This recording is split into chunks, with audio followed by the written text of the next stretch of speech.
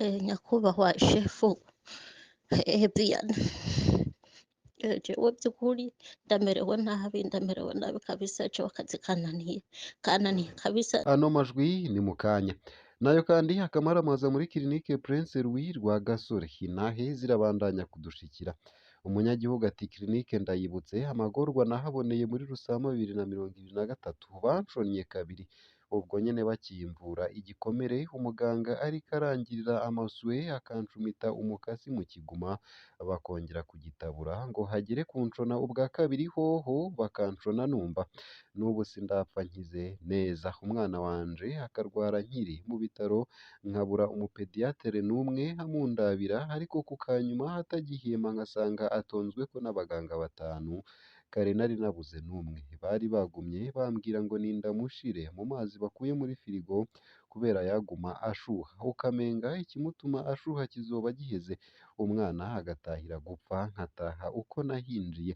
Mu kwezi n'igice nari ndaharwariye, icibagiwe co niyo urwariye muri sale komine nta jambo uba ufise, uvurwa abo mu mashambure bita VIP bahejeje kera, bakuvura babanje kuraba uko wifashe. Nibara Imana irakwiye kubagendera bakabona ko umuntu ari umuntu.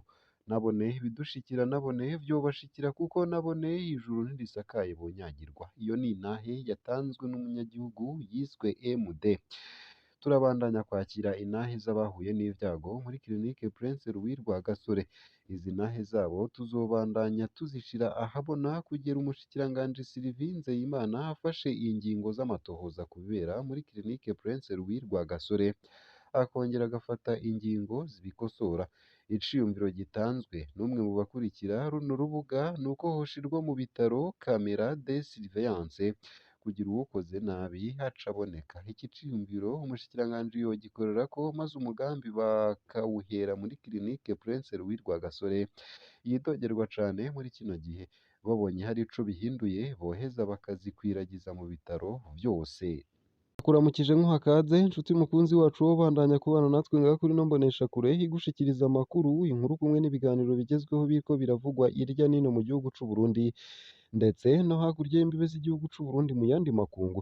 Nunyemerere nkuhe kaze, ndaguhaye mwaramutse neza cange mwiriwe neza bivanye naho udukurikira uherereye kuri uwu munsi wa mbere w'ino ndwi, igenekerezo rya 2 z'ukwezi kw'icumi umwaka w'ibihumbi 2023.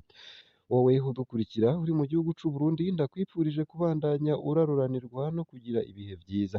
Ndetse nawe udukurikira uri hakurya y'imbibe z'igihugu c'u Burundi mu bihugu bibanyi nk'igihugu ca Repubulika Iharanira Rusangi ya Kongo, igihugu c'u Buganda, igihugu ca Kenya, igihugu ca Tanzania n'igihugu c'u Rwanda, mwese ndabahaye ikaze ngaha kuri no mbonesha kure, nanabipfuriza kugira umunsi mwiza.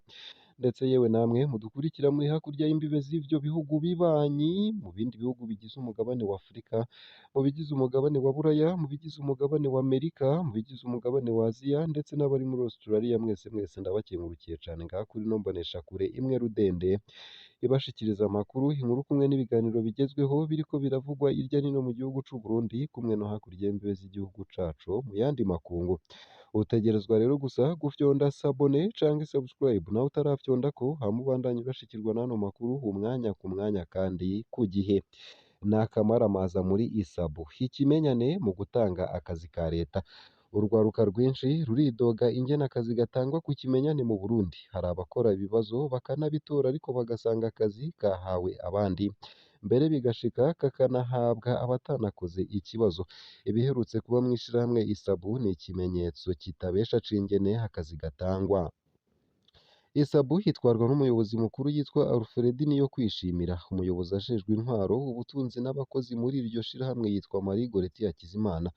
Umwe mu bajejwe ibisata vya isabu yitwa Emmanuel Sinzinkayo. Amatati ari hagati y'aba bantu batatu niyo aherutse gushira ahabona akamaramaza k'ingene akazi gatangwa muri isabu. Aho ni mu gihe isabu iriko iratanga akazi, Emmanuel na Marie Goreti bakaba basanzwe bari mu murwi ujejwe gutora abakozi bashasha mu bariko barahiganwa. Ikete rya Marie Goreti Hakizimana kuri Emmanuel Sinzinkayo. Kw'igenekerezo rya 22 z'ukwicenda 2023, Marie Goreti Hakizimana yandikiye Emmanuel Sinzinkayo amusaba gutanga umuco ku nyifato yagize mw'icagura rya mbere (preselection) ry'abazokora ikibazo ca ISABU. Marie Goreti avuga ko hari umwigeme yitwa Mirukiro Shanice Obera yari yatowe ngo ahiganwe mu bandi, ariko buca urutonde rw'abemejwe preselection rumanikwa, Emmanuel Sinzinkayo aca yiha ububasha bwo kumukuramwo ata n'umwe abajije. Marie Goreti akaba amusaba ko yoba yatanze insiguro yavyo mu minsi itarenze 8. Emmanuel ntahakana ivyo yagirizwa. Mw'ikete Emmanuel Sinzinkayo yishuye kuwa 25 z'ukwicenda 2023, Emmanuel Sinzinkayo ntahakana ivyo yagirizwa.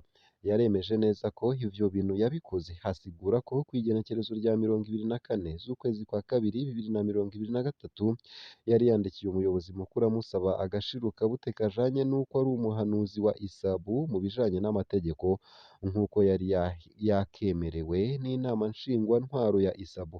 Emmanuel akaba avuga ko umuyobozi mukuru wa ISABU Alfred Niyokwishimira yamwishuye ko bidashoboka kumuha ako gashirukabute, ariko aca amwemerera ishumbusho mu kumuhera akazi uwo bariko bategura kwubakana fiancé, ariwe yitwa Mirukiro Shanice Obera. Aho niho havuye ko Shanice Obera yari mu bemejwe ngo bakore ikibazo ca ISABU.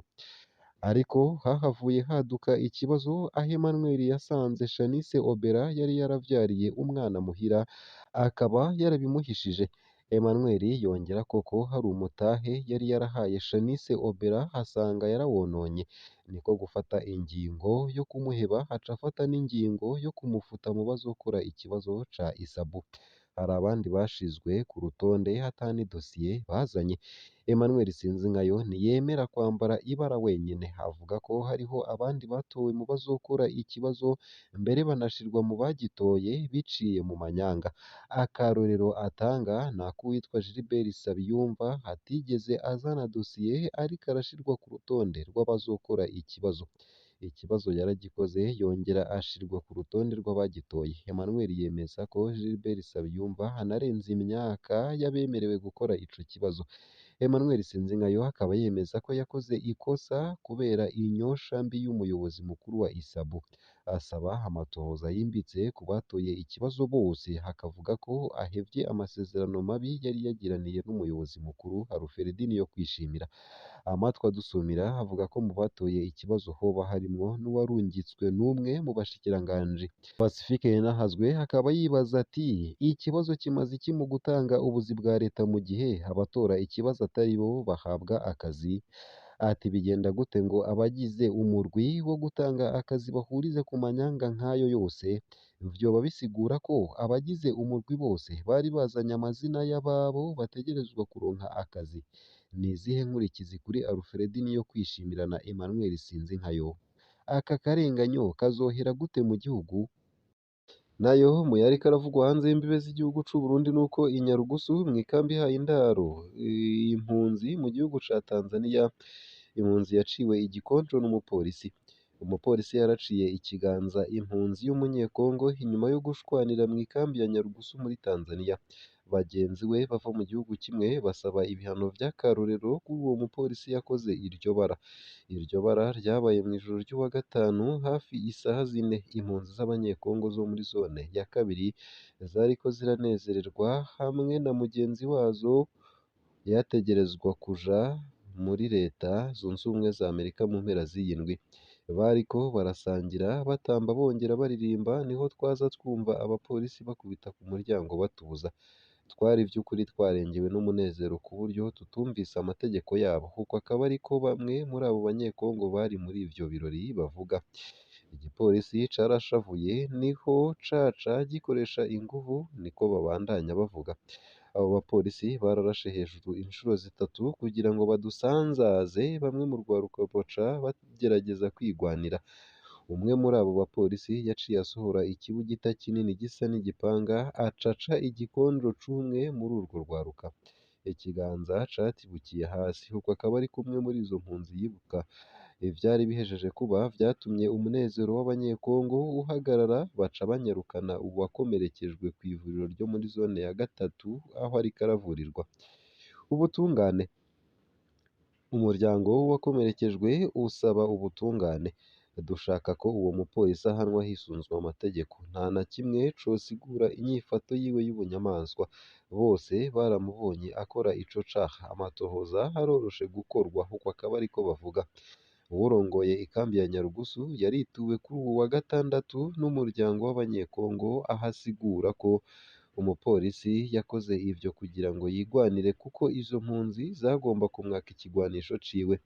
Ivyo bikaba bitanyura impunzi z'Abanyekongo zihiga mbere ko zizokwihanira canke zihore hamwe atacokorwa kuko turazi uwo mupolisi yakoze iryo bara. Izo mpunzi zikaba zibona ko ari ibisanzwe kunezererwana na mwene wazo yagize amahirwe nubwo igipolisi kibagiriza kurenza amasaha yo kuvuza umuziki. Nyarugusu womenya ko iharurwamwo impunzi z'Abanyekongo zirenga ibihumbi 60, zibana n'ibihumbi birenga 50 vy'Abarundi.